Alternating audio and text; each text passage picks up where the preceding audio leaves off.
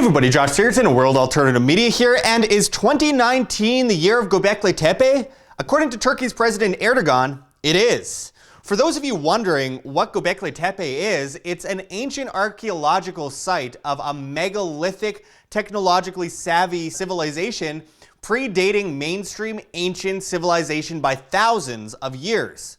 Thought to be from the period of the last major ice age around the Younger Dryas period at the latest, possibly much older, Gobekli Tepe is one of the most important historical sites on the planet. To put this in perspective, human civilization, according to mainstream academics, begun around 3000 BC. Previous to this, people were just hunter-gatherers that were as primitive as monkeys. This is an absolute joke, but nonetheless, a joke that archaeologists have stuck to out of stubbornness and confirmation bias for more than 200 years. Gobekli Tepe, which is situated in the southeastern Anatolia region of Turkey, is said to have been populated for about 2,000 years in the 10th to 8th millennia BC until it was intentionally backfilled and buried for unknown reasons. It predates Stonehenge allegedly by about 7,000 years, though archaeologists could easily be attempting to fit that narrative to their 3000 BC dating too. All the same, Gobekli Tepe is far more incredible than Stonehenge, which you can tell just from the photos alone. It's incredibly extensive, and look at the size of the stones. Unbelievable. Well, you better believe it. The vast majority of the site is still underground. It contradicts everything we've been told. The mountain of evidence proving ancient civilizations lived before and during the Younger Dryas period is incredibly extensive. We've gone into it many times on this channel already. From the dating of the Sphinx by geologists to a time when water flowed through the Sahara, from the possibility of a massive ancient cataclysm which wiped out most of the civilizations on Earth, driving them effectively back to the Stone Age and leaving just remnants of their technological abilities, which we detailed in a video in the last month regarding the insane crater in Greenland caused by a meteor with the power of a 700 megaton bomb.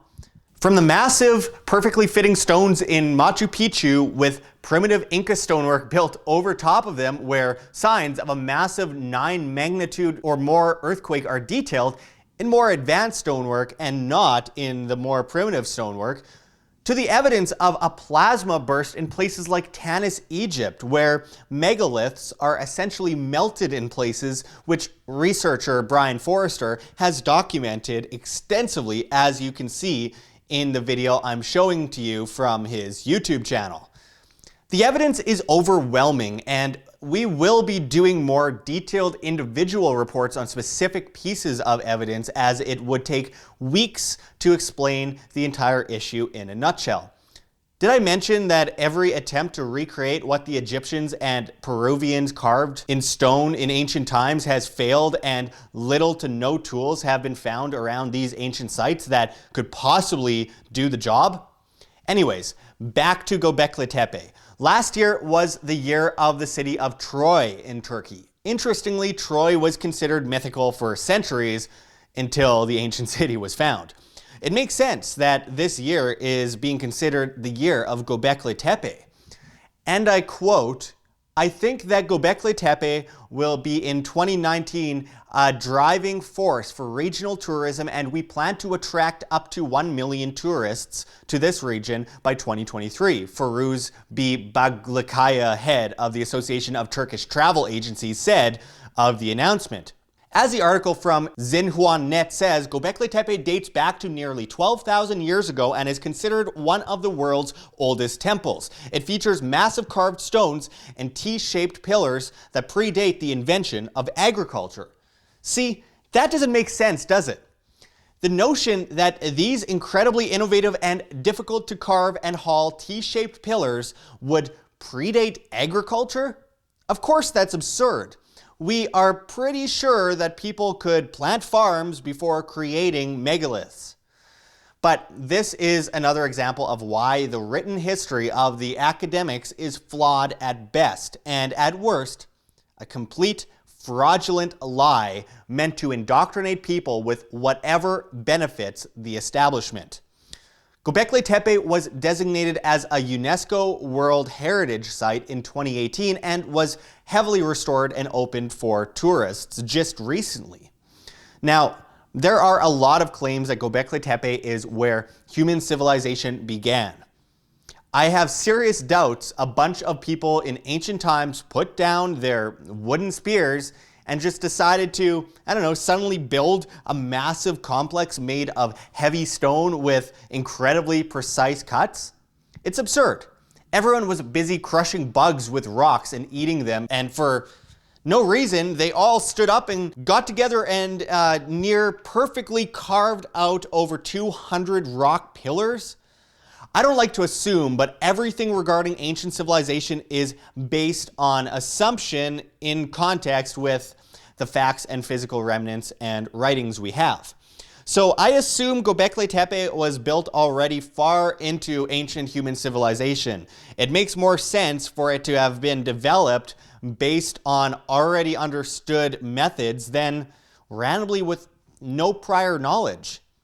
Former Egyptian Antiquities Minister Zahi Hawass, who has stood in the way of excavations and understanding of ancient human civilization for decades, the same man who said ground-penetrating radar didn't prove anything at the Sphinx and that he didn't believe in radar, the same man who has been found criminally responsible for the disappearance of countless priceless Egyptian antiques, the same man who shouts down anyone who questions the official narrative as the past Egyptian government uses ancient megalith sites as garbage dumps and builds military bases around huge excavations, blocking the public from seeing it. Zahi Hawass, one of the biggest enemies of the truth behind ancient civilizations, was asked about Gobekli Tepe a few years ago at an event where the great Graham Hancock was also speaking, to which Hawass replied that he'd never heard of it.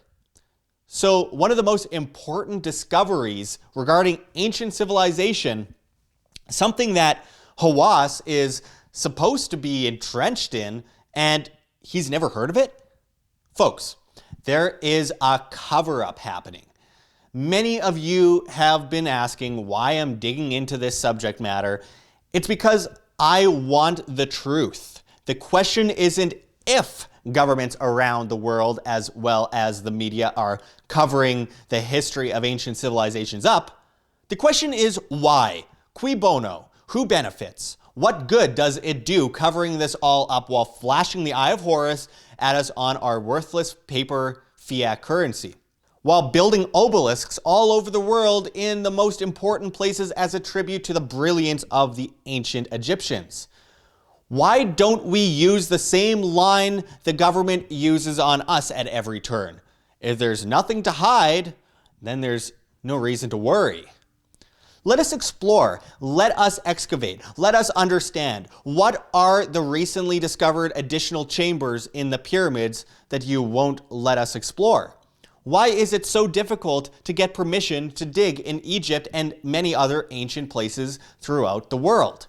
Why does the mainstream media do everything in their power to attack relentlessly people like Dr. Robert Schoch, Robert Bauval, and Graham Hancock? There are so many questions. The truth is beginning to come out though. We are slowly breaking through the mainstream paradigm. People are realizing the obvious. We've been lied to, and with that, there is only one option: to explore and find the truths behind the lies. People are realizing that it doesn't make sense that ancient societies were able to build things that we cannot build today. In fact, the technology of the pre-dynastic Egyptians and pre-Inca Peruvians is mind-boggling, yet every single society and dynasty that followed slowly became more and more primitive in their building abilities. Is that not worth questioning? Does it not seem like these societies were slowly losing the information they were once privy to? Like the Westcar papyrus and like the inventory stela, originally theorized to have been from the 4th dynasty in Egypt, speaking of the Sphinx's discovery as an already existing statue from pre-dynastic times, they both refer to instructions on how to build a massive monument in Giza, how to restore a monument, and that these instructions are in some sort of archive. Of course, mainstream Egyptologists claim that these writings were made up by 26th dynasty Egyptians because it doesn't fit their narrative. So if one tablet says one thing that fits their narrative, it's real. If another tablet found right next to it says another thing that doesn't fit their narrative, it's myth and is fraud, as many mainstream Egyptologists have claimed the inventory stela is. The reason I bring up Egypt once again in context with Gobekli Tepe is that it simply doesn't make sense to me with all the evidence readily available of an ancient society with incredibly advanced technological abilities that it's mythical to believe the Egyptians were an offshoot of the Atlanteans like Plato wrote of in Timaeus and Critias, and ancient Egyptian elders passed on for thousands of years. Of course, the Library of Alexandria burned to the ground a very long time ago, so much of the records are gone forever. But with the evidence continuing to pile up sky high that even Turkey had an incredibly advanced ancient civilization more than 7,500 years before dynastic Egyptians, that the Egyptians could have been part of a technologically savvy pre-dynastic civilization. These are no longer crackpot theories. They are completely reasonable theory that makes more sense considering current context than the old guard regurgitated talking points of academics of times past. I want to quickly add that there have been over 200 ancient underground cities found in Turkey that are built with absolutely beautiful precision, like Derinkuyu, an underground stone city that fit as many as 20,000 people inside with rolling stone doors rigged so one person can close them, keeping basically anything or anyone they wanted out of their quarters. With the pillars in the perfect places to bear the load of the weight above and zero evidence of cave-ins during construction, it's worth asking whether it was built to avoid a massive cataclysm or an invasion. The answer is unknown, but they obviously knew what they were doing, and the dating of the underground structure is estimated to be around the 8th to 7th century BC by the Turkish government. But they aren't sure. There's little evidence, and besides, governments are no authority on anything other than being inefficient at basically everything ever. Sorry, had to add that in. If I find the opportunity, I will be going to Gobekli Tepe as soon as humanly possible. If you want to make the journey with me and can help me out in any way, I'd really appreciate it. I've made a GoFundMe campaign to raise funds to go to the site and investigate, which you can find linked below.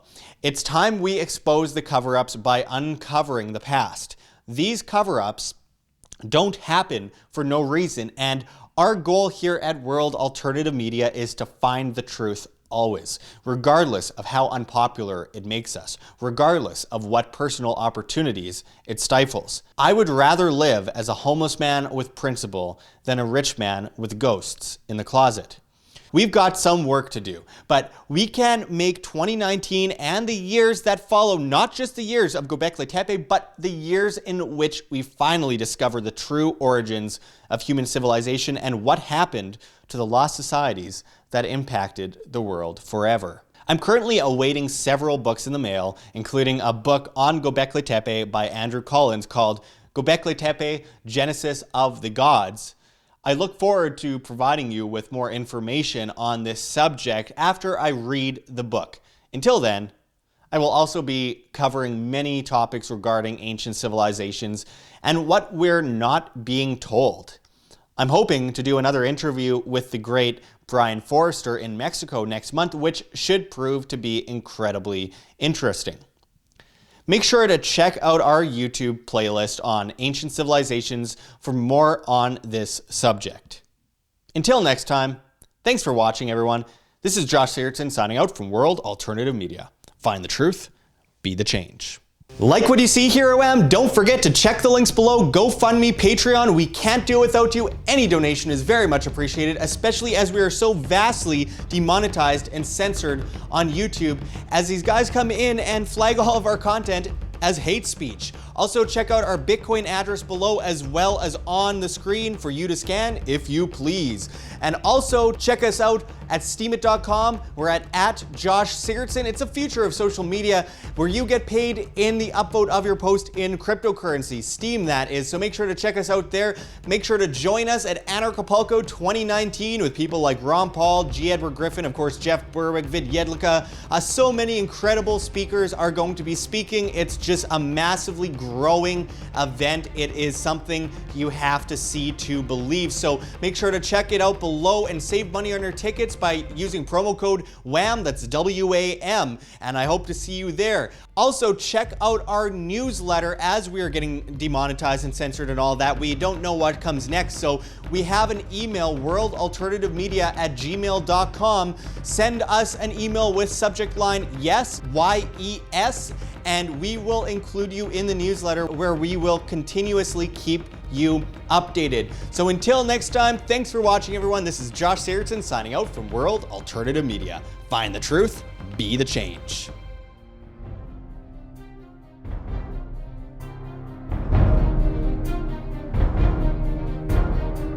I'm sure you have already changed people's minds in your young age because you're involved, and I like that.